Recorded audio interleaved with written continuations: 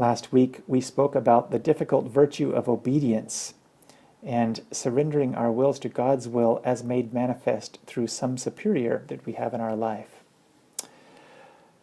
St. Ignatius, I would like to take this up one last time. St. Ignatius gives us some helpful ways of being truly obedient persons.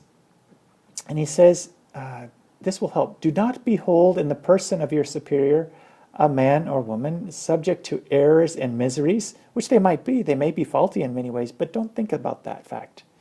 But rather him whom you obey in man, Christ, the highest wisdom, immeasurable goodness, and infinite charity. So he's saying, don't think about the person you're obeying, but the person for whom you're obeying. In other words, Christ. Christ is the one you're really obeying through the superior. So don't think about the faults of the person asking me to do something or the church official asking me to do something, but think of Christ working through that person, that even though they are miserable in some ways or may have faults, which I may not even be perceiving correctly, by the way. I might be the one who's more faulty than they. I just think they have faults. But nonetheless, the important thing is that Christ speaks through them. He is the highest wisdom, the immeasurable goodness, infinite charity, whom you know cannot be deceived and does not wish to deceive you. Of course, Christ cannot deceive nor be deceived. And so he can speak through these superiors. And because you are certain that you have set upon your own shoulders this yoke of obedience for the love of God, he's speaking particularly to religious here who've chosen obedience, but you and I as Christians, we're all called to a certain obedience, to follow Christ as he speaks through his church in particular, that the gates of hell will not prevail against it, and he who hears you hears me, he says to the apostles, and he who doesn't listen to you doesn't listen to me. So when we listen to the church, we're really listening to Christ's voice, and that's very important. Many people talk about following church or following church teaching and whatnot. I don't think that's the key. I think the key is following Christ, and Christ speaks through his church. So when I hear the church preaching something, when I read encyclicals or whatnot, I'm listening for Christ's voice speaking through that. That's the key. It's not that, oh, I just really like this particular pope, I like his background or something. That might be a nice plus if I do, but might be a plus if he's a Jesuit. But the point is not likability or some connection I may have or not have, but the point is Christ is Christ. Can I hear Christ speaking through this person? That's the key. Even if I didn't really have an affection for this particular personality of a certain pope or some bishop or authority to me, I can still hear Christ speaking through that person.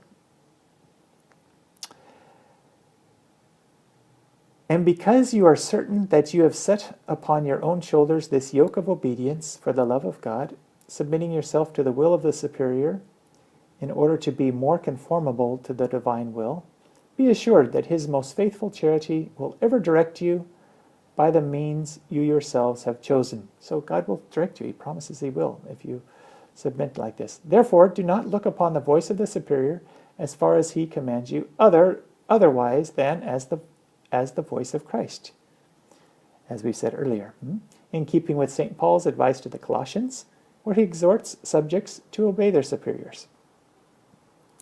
And the St. Ignatius is going to say, that doesn't mean you shouldn't speak to superiors, though, or if you see something that they don't see, you need to make a representation. You need to stand up to them. You see, God can speak to you directly also, and so you need to represent that and share that with the superior. If there's some other aspect that he doesn't have in mind, but you need to do it with a humble spirit. So now he's going to talk about the representation, which is also part of obedience. But this does not mean that you should not feel free to propose a difficulty. Like I'm asked to do something and like, I'm allergic to that place though. Should I tell the superior? You bet I should. In fact, I'm obligated to go tell the superior.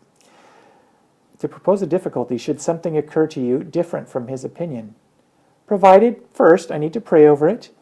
And if it seems to you in God's presence that you ought to make the representation to the superior, I feel like I need to tell them about some aspect that perhaps he or she hasn't thought of.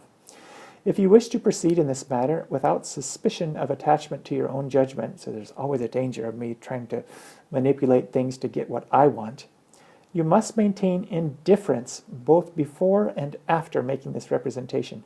In other words, I need to be open to accepting whatever they decide. Even after I share this extra information with them or my extra concern, I need to be indifferent, meaning I'm open to go either way, whatever I'm asked to do. not only as to undertaking or relinquishing the matter in question, but you must even go so far as to be better satisfied with and to consider as better whatever the superior shall ordain. So I'm not only open to hearing their will and carrying it out, but I'm going to even make a choice to, yeah, I think that's the better thing. As they've heard what I have to say, through my representation, sharing some aspect they may not have had in mind, and I desire to completely choose what I'm being asked to do. These are levels of obedience. And I think